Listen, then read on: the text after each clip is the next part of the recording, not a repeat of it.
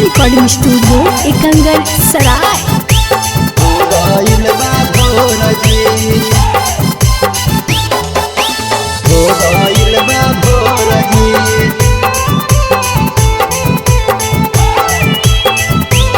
Presented by किसका films. लेके बाजा छोटा का देवारा करत बाटे शोरजी। लेके बाजा छोटा का देवारा करत बाटे शोरजी।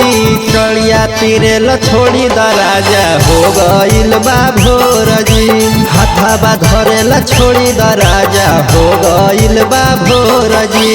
सुते ना देल रात भज गइल दर्द देल जोड़जी।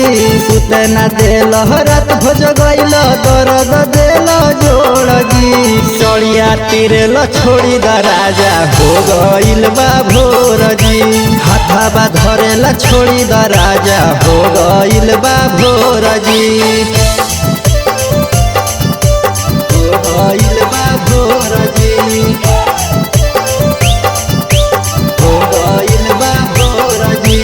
सड़िया तिरेल छोड़ी दराजा हो गइल बा भोरजी। हाथाबा धरेला छोड़ी दराजा हो गइल बा भोरजी। देखो बहरा हो गइल जोरा पिया धइल छोड़ कोरा। सुना काहे करेला बोरियारी राजा सुनाई बहगारी मोरा। सुनाई बहगारी मोरा। देखो बहरा हो गइल जोरा पिया धइल छोड़ कोरा। सुना काहे करेला बोरियारी राजा सुनाई बहगारी मोरा।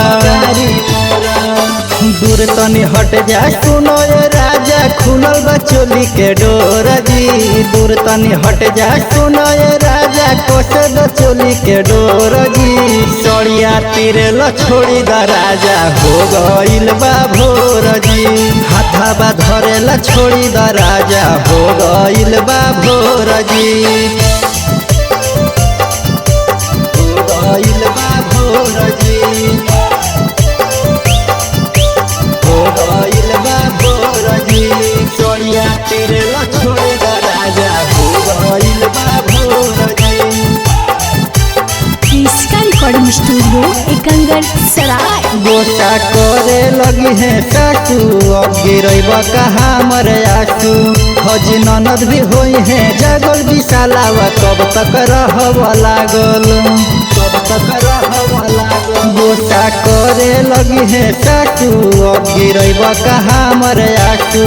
हज ननद भी होई है जागल विशालावा कब तक रहब लागल। देवरा विक्रमा रहेला फेर में लेली है कहियो कोरजी। देवरा विक्रमा रहेला फेर में लेली है कहियो कोरजी। सड़िया तिरेल छोड़ी दराजा हो गइल बा भोरजी। हाथाबा धरेला छोड़ी दराजा हो गइल बा भोरजी। किसका रिकॉर्डिंग स्टूडियो एकंगर सराय।